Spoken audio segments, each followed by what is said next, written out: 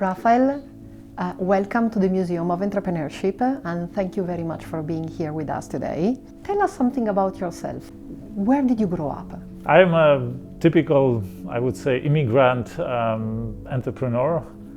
I grew up in Poland, in the western part, in a Polish-German family, or moved with my family to Germany, and went to German schools, and then as a student became entrepreneurial. You know, I learned so much about different technologies at the university, and I just felt I have to somehow use that knowledge. Internet was just at the universities, it was used. Every student probably had an email, but outside of universities, people didn't even have email, and there was nothing commercial on internet. So that must have been a very big risk you took on. Would you know at that time that the internet was going to grow so much? I could see the first online shops in the States growing and the technology growing. So it was pretty clear for me how the development was.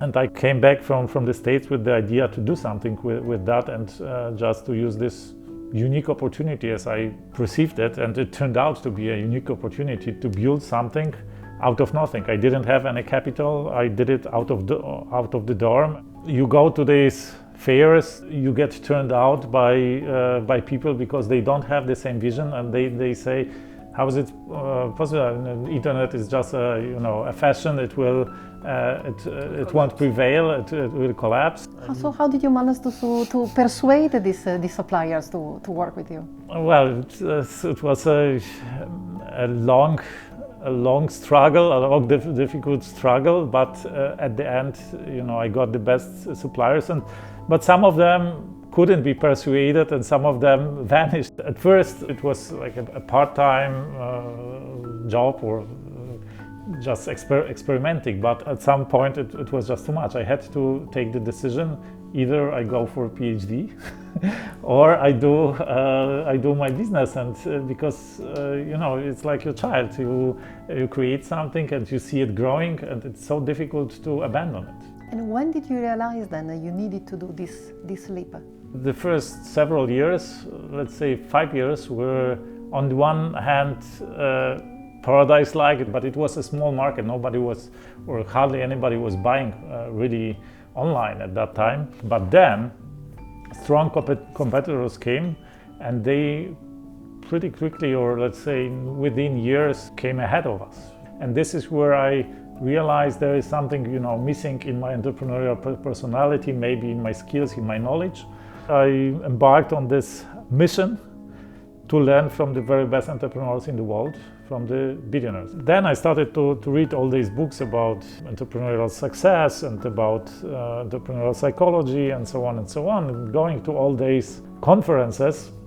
And I found myself in one of the conferences with other people high-fiving each other and shouting to each other, "You've got a millionaire mind." And I realized, of course I have a millionaire mind, because I have built a multi-million-dollar company. So it's not a big deal, actually. I would like, to have a billionaire mind, to learn from billionaires, because these people are apparently the best entrepreneurs.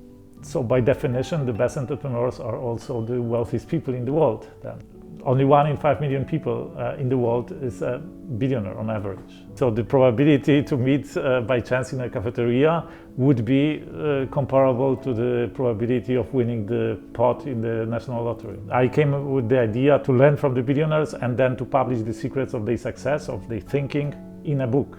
So if we are not so lucky to be able to meet one of the billionaires in the next cafeteria, we can probably read your book.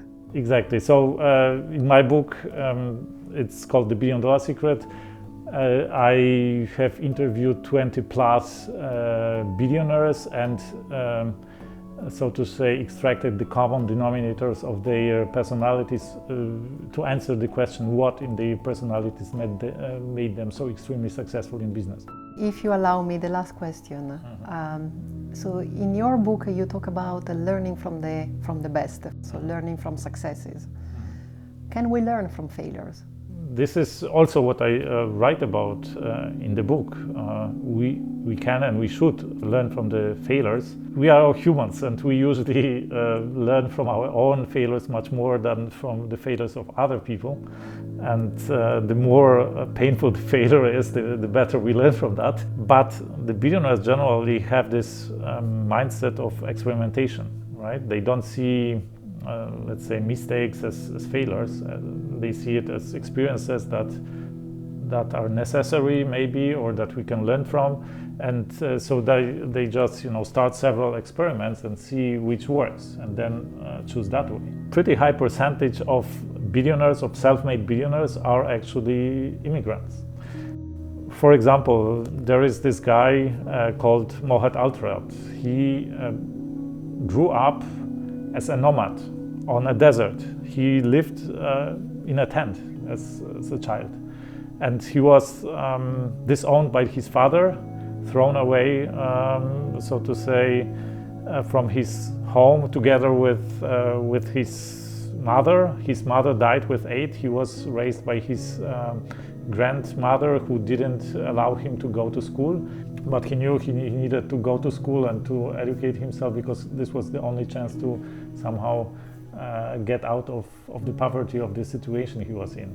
So he became successful at school and got a scholarship and was able to emigrate to France. And today he made several careers, also academic career, and then a career as a manager, and then he took over a bankrupted scaffolding company, and over years he attached over 200 other scaffolding companies in the world, and he became the #1 in scaffolding in the world. Many years later, he also won the World Entrepreneur of the Year award, so he became literally the best entrepreneur in the world. This is actually in the first chapter that I write about. For billionaires, it's not about the conditions. Many of them, they come from the worst conditions. You wouldn't like to change with them. And they overcome all of them because of what the psychological construction is. So the success is not in the outer sphere, in the circumstances around you, it's in the personality of the entrepreneur. Give it a try, experiment, and perseverance. Exactly. That's the formula, I think. And then, thank you very much. Thank you. Thanks so much.